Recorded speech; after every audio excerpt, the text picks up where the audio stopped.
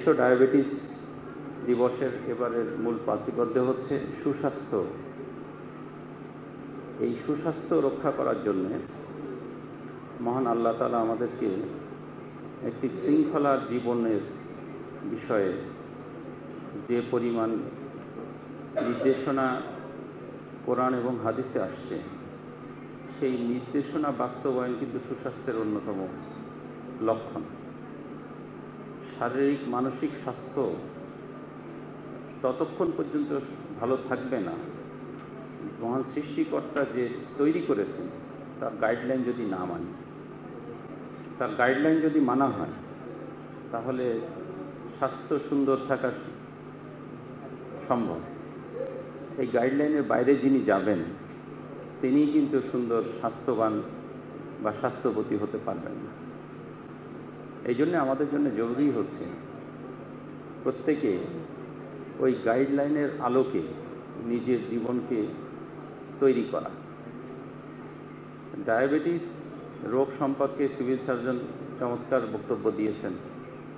এই বিষয়ে ডাক্তারগণ সারা দেশে এবং সারা বিশ্বে গত 3 দশক ধরে, আমরা যদি 90 সালে ডায়াবেটিসের ইতিহাস বিবেচনা করি, 90-এর পর থেকে বাংলাদেশে যে ডায়াবেটিক আন্দোলন শুরু হয়েছে, এবং আমরা খুব সৌভাগ্যবান এবং গভীরভাবে শ্রদ্ধা করি তাদেরকে যারা ডায়াবেটিক আন্দোলনের সাথে সাথে 95 সালে এই প্রতিষ্ঠানটি প্রতিষ্ঠার চেষ্টা করেছেন।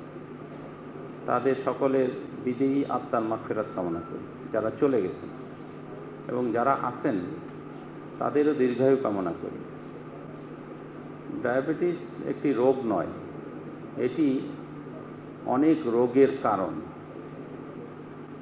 এরকমই অনেকগুলো বিষয় আছে যে বিষয় আমাদের সমাজে রোগ নয় কিন্তু রোগের কারণ। আমরা খাদ্যাভ্যাসের আলোচনা শুনেছি যে খাদ্যাভ্যাস, কোন খাবার খেলে ভালো থাকবে, কোন সময় ঘুমালে ভালো থাকবে, কোন সময়ে কোন কাজটি করলে ভালো থাকা যাবে, সুস্থ থাকা যাবে, সুন্দর থাকা যাবে, সেই বিষয়টি প্রত্যেকে যারা এখানে আসি একেবারে ছোটবেলা থেকে শুনে আসি। অসুস্থ হওয়ার আগে শুনেছি, অসুস্থ হওয়ার পরে শুনেছি। সত্যি কথা বলতে একটি দেশ বা জাতি উন্নত হওয়ার প্রধান লক্ষণ হচ্ছে শিক্ষিত হওয়া, এবং শিক্ষিত হওয়ার সাথে সংস্কৃতিবান হওয়া।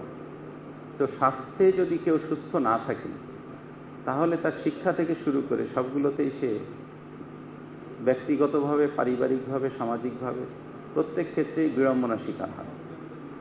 এই জন্য স্বাস্থ্য সুন্দর রাখার জন্য আমরা একটা ছোটবেলার থেকে একটা শুনি যে যিনি তাড়াতাড়ি ঘুমাতে যান, তাড়াতাড়ি ওঠেন, তিনি হেলদি হবেন, ওয়াইজ হবেন।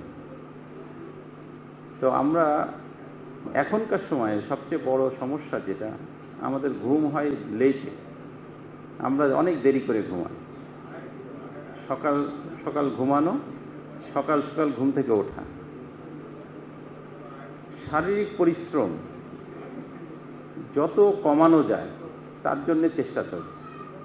এই জন্য মজার একটি গল্প আছে। গল্পটি হচ্ছেন, একজন উপস্থাপন করছেন এইভাবে যে পৃথিবীতে সবচেয়ে অলস মানুষ, সে চিন্তা করলো যে মানুষ পায়ে হেঁটে চলে, সুতরাং এটার থেকে কিভাবে পরিত্রাণ পাওয়া যায়। এরপরে তারা চেষ্টা করে করে করে করে একসময় চাকার আবিষ্কার হলো, চাকার হুইল। এরপরে চাকার উপরে এক চাকা দিয়ে যখন চালানো শুরু হলো, তখন চিন্তা এক চাকা তো কষ্ট হয়ে যায়, সেজন্য 2 চাকা হলো। 2 চাকা দিয়ে চালা শুরু হলো, বাইসাইকেল। এরপরে 2 চাকার পরে আরো কিছু অলস মানুষ, তারা চিন্তা করলো 2 চাকায় কষ্ট হয়ে যায়, তো পা দিয়ে ঠেকানো লাগে। তখন তারা চেষ্টা করলো, ঠিক আছে 3 চাকা দিয়ে, তাহলে তো পা দিয়ে ঠেকানো লাগবে না। আরো কিছু অলস মানুষ, তারা চিন্তা করলো, এটা একটা ফানি গল্প, যে 4 চাকা হলে পুরো ফ্যামিলি সহ সবাই মিলে চলা সম্ভব, 4 চাকা দিয়ে চলা সম্ভব। তখন 4 চাকা দিয়ে চলা শুরু হলো। যত মানুষের সভ্যতা এগিয়ে গেছে, আমরা বর্তমান সভ্যতার যেমন সুফল আমরা পাচ্ছি, সাথে সাথে আমরা সহজ যে জিনিস, যে কাজগুলো না করলেই নয়, সাথে সাথে মানুষের মধ্যে অলসতা, লেজিনেস, অবেসিটি, এবং সাথে সাথে মানুষ যত কম কায়িক পরিশ্রমে কষ্ট কম করে, এগুলো কল্যাণের জন্য তৈরি করা হয়েছিল। কিন্তু আমরা এই কল্যাণের মধ্যে থেকে এমন একটা পর্যায়ে গেছি, অকল্যাণের চরম পর্যায়ে চলে যাচ্ছে। তো আমরা গোপালগঞ্জের প্রেক্ষাপটে 15-16 লাখ এখানে জনগোষ্ঠীর মধ্যে ন্যাশনাল স্ট্যাটিস্টিক্সের সাথে গোপালগঞ্জের যদি আমরা তুলনা করি যে আমাদের এখানে ডায়াবেটিক পেশেন্ট কত,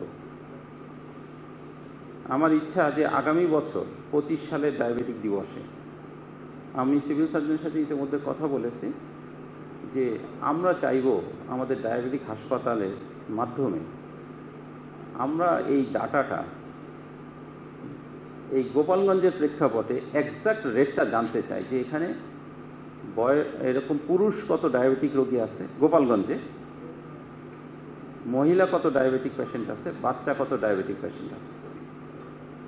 আমি যখন সংখ্যা জানতে পারবো তখন কিন্তু আমি নিশ্চিত হব যে এতগুলো ক্লায়েন্টকে অ্যাড্রেস করতে হবে। এখন আমরা সংখ্যা জানতে পারি না, কিন্তু আমরা এতটুকু জানতে পারি বা বুঝতে পারি যে আমাদের এখানে ন্যাশনাল স্ট্যাটিস্টিক্স এবং এইখানকার পেশেন্টের তুলনায় লক্ষাধিক ডায়াবেটিক পেশেন্ট আছে। তো লক্ষাধিক ডায়াবেটিক পেশেন্ট, কিছুক্ষণ আগে এডিসি জেনারেল যে স্ট্যাটিস্টিক্স দিল, 600 জনের মধ্যে কত 200 টেস্ট করে 200 পাওয়া গেছে। তার মানে এটা কিন্তু খুব অ্যালার্মিং।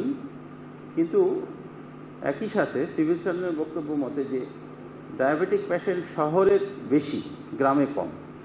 গ্রামে কেন কম বলেন তো? কাজ করছে না, কর্মঠ।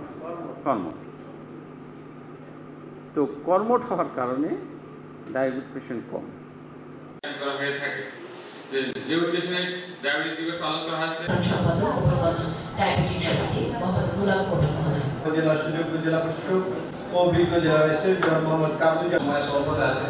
তো আমাদের এই ডায়াবেটিক মিশনের উদ্দেশ্য হচ্ছে যে গোপালগঞ্জ আমাদের মাঝে উপস্থিত আছেন যারা আজীবন সদস্য আছেন,